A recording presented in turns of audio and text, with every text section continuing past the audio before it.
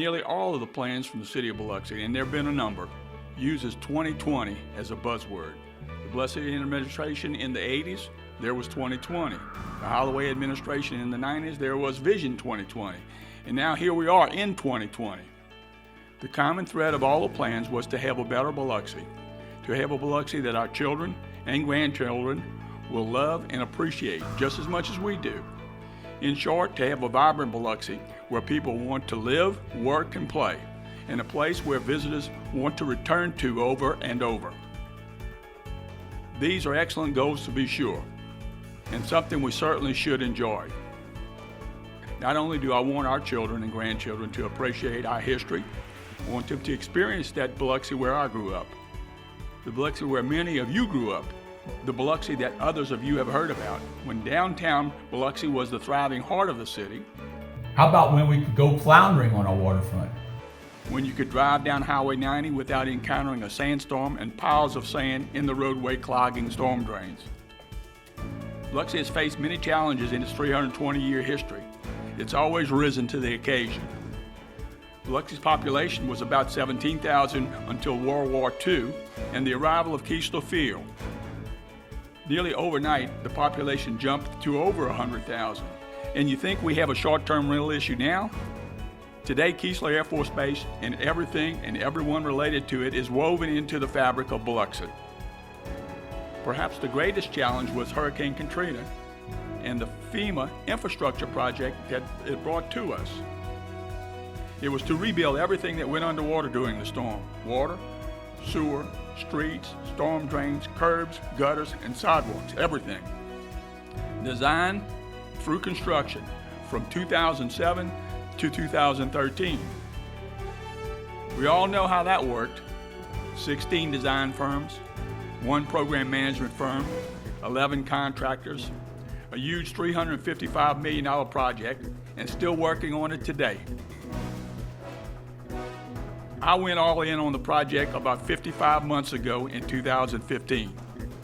At the time, on the peninsula, north of the CSX railroad tracks, about 55 miles of streets and sidewalks were milled up. It was like Stone Age torn up. Wholesale disruption. There was no reasonable explanation as to why. We took over program management in 2016. We worked hand in hand with MEMA and FEMA to complete the north contract and to move forward with the construction south of the railroad tracks. We inspect the construction, pay the contractors, get reimbursed by MEMA and FEMA in a timely way. Today, those 55 miles of streets in the north contract have base course asphalt on them, final surface asphalt, striping, fence replacements, and landscaping will follow shortly. On the south contracts, we promised that you would not see the total destruction that you saw on the north contract. It's been painful, but we're making progress. Hemphill is expected to complete its work in March. We will have all of Howard Avenue open in time for the parades. Down on the point, Lane Construction is working on replacing water, sewer, and the drainage in the oldest part of our city. That $10 million project covers the area from CSX Railway north of Howard Avenue over to Keller. So you ask, what's left and where will it be done? Here's an overview. It started with the $355 million. In Eagle Point, we installed new water, sewer, drainage, and new roads, sidewalks, and curbing. In the neighborhoods off Rodenberg, north of Pass Road, we installed new water, sewer, drainage, and new roads, sidewalks, and curbing. Off Brazier Road in the North Bay area, we installed new water, sewer, drainage, new roads, and sidewalks and curbing. On the north contract, we spent $105 million of the $129 million to install new water, sewer, drainage, and new roads, sidewalks, and curbing. South of the railroad tracks, from downtown to Seashore Methodist Campgrounds, we spent $17.5 million of a $25 million contract to install new water, sewer, drainage, and new roads, sidewalks, and curbing. On Point Cadet, we spent $400,000 of a $10.5 million contract to install new water, sewer, drainage, and new roads, sidewalks, and curbing in the area south of the railroad tracks, north of Howard Avenue. We have about $100 million to complete the remaining work. We still have work to do along the front beach, headed down to the Coast Coliseum, and some down on the point south of Howard Avenue. We've had a few bumps in the road with FEMA following through with the money they promised for this project. Greg Michelle and MEMA has and does support Biloxi every day. I thank Greg for this help. And most importantly, I wish to express our appreciation to our congressional delegation, Senators Roger Wicker and Cindy Hyde-Smith, and Congressman Stephen Palazzo and Benny Thompson for encouraging FEMA to do what's right for the city. Let me remind you, we're replacing a sewer system that was installed in the 50s with a 25-year lifespan. When we're done with this work, the oldest part of our water, sewer, and drainage systems will be in West Biloxi. We're working on that right now, with projects in Tanglewood and other areas. That brings us to Keesler Air Force Base.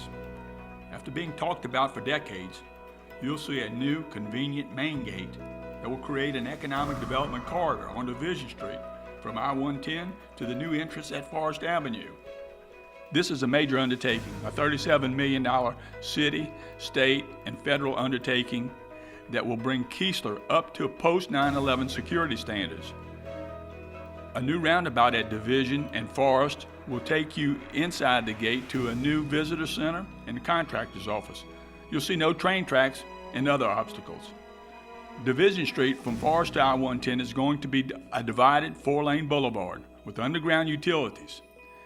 Keesler's plan is to begin using the gate after the commercial checkpoint has been constructed by the end of 2021, and the gate will be fully operational in 2022, when the visitor center will be completed. Infrastructure work inside the gate is nearly complete. We're progressing on about $6 million in property acquisition. In fact, 4 old Biloxi homes were saved from the wrecking ball. Bids on the work outside the gate will go out by this summer. You should be driving on it after an estimated 1-year construction period. No major subsurface or rework of the north contract is expected. We're looking for the same type of transformation in downtown Biloxi. You know, Keesler was the key factor for Biloxi's vibrant downtown years ago. Biloxi was a hopping place when the soldiers got paid and could leave the base. With a nod to its past, restoration of that hopping, vibrant downtown in Howard Avenue is underway. The resurrection is aimed at generations that want to live, work, and play in a happening, vibrant place. We've reopened Howard Avenue to two-way traffic. I think the hand-laid brick surface is more than a street, more like a venue. The table for economic development is set, and that's what we're seeing. The new community bank building on the corner of Howard and Lemieux is coming out of the ground. This 3-story building is a multi-million-dollar investment at the center of our downtown. It's going to have a look of old Biloxi, and it's going to be a great downtown addition. Not only is it going to be a full-service bank of 15,000 square feet and 25 employees, it's going to have 2 rooftop terraces and a community room. Starks Contracting expects to deliver this beautiful 3-story building by early 2021. The heart of downtown Biloxi beats stronger and louder each day. As you know, we have a performance-based strategy with developers. The district on Howard Avenue owns a half-dozen buildings downtown. The goal is to see 230,000 square feet of boutique shops, local breweries, restaurants, and music venues. 330 residential units, 1, 2, and 3 bedrooms, and 20,000 square feet of office space. With the planned $54 million in development, they could realize millions in tax breaks. So where are we? Over the past couple of months, all the utility conduits were buried behind the Barks building, and they're in the final stages of planning renovations for new businesses that will be announced shortly. Axe throwing is opening in the former Woolworths building at 808 Howard Avenue. We may have some of the city council meetings there. The district is continuing discussions with a permanent operator. They're in the process of reopening the Crest building temporarily as a venue that can be rented out for parties, weddings, and events. Sitting along the parade route for Mardi Gras, St. Patrick's Day, and in the thick of our downtown Biloxi block party for Cruising the Coast, Crest will be seeing new life in the coming months. We're sealing the envelope over the Sanger Theater. The fly tower at the rear of the building is being rebuilt. We are replacing the roof, sealing exterior walls, and replacing the heating and air conditioning system. The contractor has been given notice to proceed. We're working to get this gem of the coast open as soon as possible after a one-year construction period. The Sanger is important to our quality of life, but the work we need to do on refurbishing the interior is also a costly proposition. We continue to work with private and public sources for funding. Rest assured, we know the importance of the Sanger. Across from the Sanger is the Biloxi Transit Center, the only multimodal facility between New Orleans and Jacksonville. We have this premier facility, and now all we need is trains. The Southern Rail Commission has been working hard to bring daily passenger service between New Orleans and Mobile.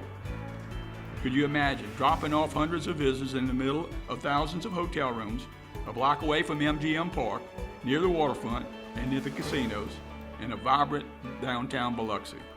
It's a no-brainer. We want train service. I'll be asking the City Council to commit funding to upgrade the platform to meet Amtrak standards. We're still waiting to see if Mobile commits to its funding, but I don't want anyone to wait on Biloxi. We encourage Mobile to move forward. Sports betting has increased the gross gaming revenue. Many folks came in just to bet on events. They also brought others with them. We also realized a linkage to the increase in sales tax to the city. Overall gross gaming revenue was up by $50 million last year. The numbers show that Biloxi is still an expanding market. The success and growth in Biloxi has generated new interest in Biloxi. What do I mean? It's not just about casinos. It's about casino resorts, conferences, conventions, shopping, and recreation, and doing it midweek, Monday through Thursday. On Point Cadet this year, you're going to see the $140 million amusement park, 300-room hotel, and parking garage coming out of the ground at Margaritaville. The $12 million Ferris wheel has been ordered. The landscape of the Point is going to change when it opens in the spring of next year. No doubt, it's going to create excitement along with more traffic. That's why I think an exit from the westbound lane off of the Biloxi Bay Bridge onto Howard Avenue will be needed. It will be the beginning of a much talked about east-west corridor. I should also mention, as part of our work to close 6 of the 20 railroad crossings, we're building new and improving other connector roads alongside the tracks in East Biloxi. The idea of a conference convention center in East Biloxi has been studied through a public-private initiative. We already have thousands of hotel rooms within a 1-mile radius. That's where it needs to be, alongside a 500-room conference center hotel. Several sites for a conference center have been identified. At the same time, we're seeing a renewed interest in multi-million-dollar projects at the Tivoli and the Broadwater properties. You've seen the success of the West Biloxi Boardwalk, a project with Harrison County. On the second phase, from Veterans to Treasure Bay, the contractor has been selected and construction is about to begin. We're working on more boardwalk projects. We're about to open the boardwalk that will link Golden Nugget and Point Cadet Marina with the Seafood Industry Museum. Another will link the Palace Casino Resort and the Point Cadet Plaza. On Back Bay, Seymour Engineering is designing a boardwalk that will link Forest Avenue T-Pier with Kensington Drive. There will be an attractive promenade with benches and shaded areas. Those ugly rocks will be gone, and once again, you'll have access to the bay. It had great soft shelling as well as regularly scheduled powerboat races. One I'm most proud of is what we're doing on East Beach between the Small Craft Harbor and Oak Street. Funding was secured thanks to Governor Phil Bryant for the Back Bay Boardwalk, but also for an innovative 10-foot boardwalk cast on top of the existing seawall. On the sand beach edge will be an 18-inch knee wall that raises the seawall profile and should keep the sand on the beach and not blow onto the highway. The project includes the sand beach replenishment. Covington Engineering studied our sand and is finding the source for heavier sand that will be placed on that stretch of the sand beach. Many people and visitors have seen the ugly outfall pipes that drain water off of Highway 90. They have been there since seawall construction in the 1920s. Some think they're sewer pipes. I want to thank Governor Phil Bryant for his vision in seeing the new ways constructed along our front beach. It succeeded in replacing the unsightly structures that have been with us for decades. Those three built in Biloxi are actually a new attraction. We look forward to the day when all outfalls are gone. With all our progress on the waterfront, we suffered an environmental and economic catastrophe last summer. The Corps of Engineers opened the Bonnet Spillway, releasing a flood of polluted Mississippi River water into the Mississippi Sound for an unprecedented 123 days, and for the first time all the way into August, killing oyster beds and the nursery grounds for shrimp, crabs, and finfish, and causing blue-green algae bloom that essentially shut down our beaches. This disaster cost over $215 million in losses for our coast, to commercial fishery and seafood businesses, and millions to tourism. Biloxi Special Counsel Gerald Blessey began the organization of a coalition of governments and businesses to stand up for the coast against further harm to the Mississippi Sound and to seek long-term win-win solutions to protect us from pollution coming from 31 states and 2 Canadian provinces. The Mississippi Sound Coalition has taken legal action against the U.S. Army Corps of Engineers and the Mississippi River Commission to compel them to find win-win ways to avoid or at least minimize opening the Bonnet Spillway. It has asked Congress to adopt a new law, the Mississippi Sound and Lake Pontchartrain Protection Act of 2020, to give the coast a permanent seat at the table before opening any spillways and require the federal government to find better ways to avoid flooding New Orleans without killing the Sound. In 2019, we saw continuing issues with the Pops Ferry Bridge. This 42-year-old, low-level, 2-lane drawbridge opened 567 times last year. It caused headaches and made headlines 19 times when the bridge malfunctioned.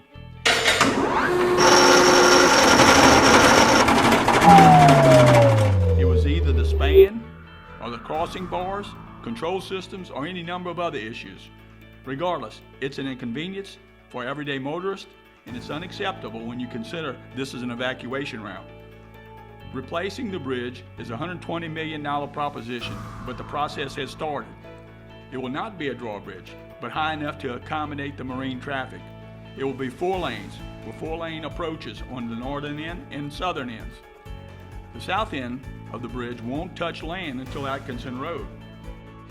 In our 2020 vision, Pops Ferry will also be part of the Biloxi Beach Connector that will connect Highway 67 down Shriners Boulevard from I-110 at Woolmarket exit all the way to Highway 90 west of the Coliseum. We're already working on the south end.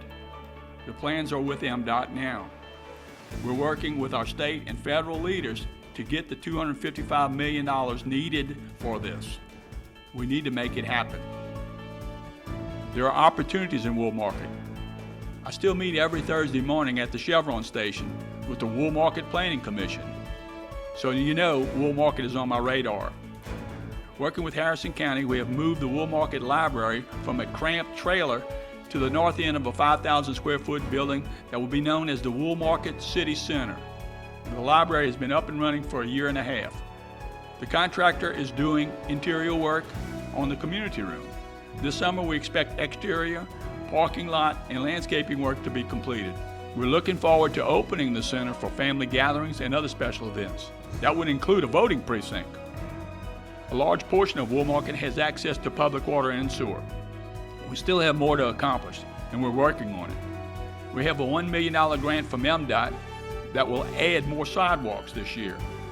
This past November, we opened Fire Station number 10 at the east end of Woolmarket to reduce response times. It will also result in a better fire insurance rating.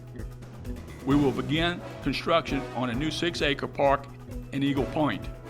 It will include a walking track, basketball court, playground, pavilion for parties, restrooms, and more. Ward 7 Councilman Nathan Barrett led the funding effort. I also would like to thank the Harrison County Board of Supervisors and the Harrison County Utility Authority for help with the work we're doing in Woolmarket. With all these projects and growth happening, I would certainly be remiss if I didn't mention the workforce behind this city, our dedicated employees. We currently have 667 individuals that provide day-to-day services that you expect and deserve. Last year, the Community Development Department issued over 3,500 permits, including 221 for commercial buildings, 770 for residential buildings. The staff worked with developers, entrepreneurs, homeowners, and many others to guide them through the process. Additions to our business community include the new Hilton Garden Inn Hotel and the stylish Waffle House in East Biloxi. We saw the Brick and Spoon Restaurant, K Jewelers, and Verizon Wireless store open south of the Edgewater Mall. The Biloxi Fire Department is made up of 178 employees and now including Jack the Fire Dog. Fire Station number 7 and Fire Station number 10 are now manned and operational.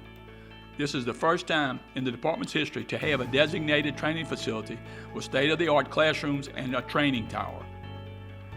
With all the shootings around the country on an all too frequent basis, we tend to become desensitized to the hurt and the pain a community experiences. The Biloxi Police Department and all the citizens of Biloxi had a stark reminder of the dangers our first responders face on any given day, when one of our own, Biloxi Police Officer Robert McKeithen, was gunned down in the parking lot at the Lopez Quave Public Safety Center while on duty in May. The 24-year Biloxi police veteran was an outstanding officer who went about doing his job each day. This tragedy not only struck his family and the family in blue, but the community and the nation. There was a tremendous outpouring of support and sympathy from throughout the South and indeed the country. I commend Biloxi Police Chief John Miller, all of the men and women in the Biloxi Police Department, along with all the departments from surrounding communities, for their professionalism in handling this tragedy.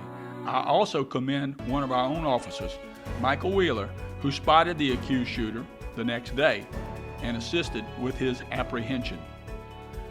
Our 131 sworn officers answered 105,000 calls for service last year, 62% of those being self-initiated.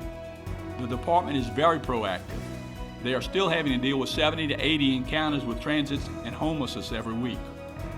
It's a problem that plagues communities across the country. To help expand the reach and effectiveness of our police department, we implemented a new community crime camera program last year to deter crime and to solve crimes that are committed. Our Public Works Department last year processed more than 10,000 work orders. It mowed over 6,000 miles of grass, performed over 600,000 feet of maintenance and repairs to drainage ditches, and saw a 35% increase in water meter installation and repairs. Every day, this department maintains 23 water wells throughout the city, 104 wastewater lift stations, and makes sure our 2,700 fire hydrants are working properly. In reality, our city departments and divisions are tasked to provide the level of service that you expect and deserve. Our economic development initiatives and quality of life improvements are designed to grow our economy. We also want to grow our 5.7 million visitors per year to pre-Katrina levels of 8 to 10 million per year. These numbers are important, just as growing our population from the 44,000 to where I think we need to be, about 55,000 residents. By the end of March, about 10 weeks from today, it's going to be time for the 2020 census. It's vital that you take part in this process. It will determine your representation in federal, state, and local governments. The information compiled guides the distribution of federal funds, grants, and other support to communities. For the first time, this census can be accomplished online, by phone, or by mail. Please encourage everyone to step up, complete the surveys, help your city and your nation. Never overlook the continuing accomplishments of our Biloxi Public Schools. Biloxi is once again an A-rated district with the #1 junior high and the highest pre-K scores on the coast. Since the state accountability system began, the Biloxi School District has earned the top rating 25 times. Biloxi High School's 2019 graduating seniors received over $11 million in scholarships. The City Council and I recognized more than 50 students who had earned an ACT score of 30 or more. In fact, Biloxi Public Schools was 4th in the state for the highest ACT scores. The term state of the art is used a lot these days, but you can actually see it every day at Biloxi Public Schools. We're going to create a new landmark to honor one of the most famous Biloxi High School graduates and the most famous person in our history. April will mark the 50th anniversary of Apollo 13, a mission that has been called NASA's most successful failure, and a mission that united the world in hope, prayer, and problem solving as the troubled spacecraft made its way back to Earth. Our own Fred Hayes, a Biloxi native who grew up on Back Bay, brought tremendous pride to this city, to the nation, and to the entire world as Apollo 13 lunar module pilot. Since Adam and Eve, Fred is one of only 24 people to have flown to the moon and back. He has been a tremendous asset to Biloxi and the coast, inspiring students in Biloxi Public Schools and being the driving force in creating the Infinity Space Center near the Stennis Space Center. We have a statue dedicated to the old world explorer Pierre Lemoyne d'Iberville down at the Biloxi Visitor Center. And I want to see a statue, a new community landmark that pays homage to our new world explorer, Fred Hayes. And finally, I want to close today with something that I saw earlier this year. Over at Geist Park, just north of the Biloxi Small Craft Harbor, we unveiled another landmark in Biloxi last year. It's the Gold Star Families Memorial. Biloxi is one of only a handful of cities across the country to have a Gold Star Memorial, which pays tribute to those families who lost loved ones in the service of our country. It was a moving ceremony with the last living Medal of Honor winner from the Battle of Iwo Jima, 96-year-old Herschel Woody Williams. We had a host of families there from across the Gulf Coast who spoke about their departed family member. What a setting it was, right there under the oak trees at Geist Park, in the shadow of the Purple Heart Memorial, and at the USS Biloxi mast, with the small craft harbor and waterfront in the background. Down the street, you had the Hard Rock and Beau Rivage Casino Resorts. Across the street, we had the brand new Hilton Garden Inn, and next to it, it was the Santa Maria Del Mar, which is being transformed into a new upscale all-suites hotel called Legends. It was all connected by a new pedestrian bridge. To me, that scene said it all about what's happening in Biloxi. Economic development, access to the waterfront, in a beautiful setting, tourism amenities, an appreciation of the past, and a vision for the bright future. It's a 2020 vision. God bless you, and God bless Biloxi.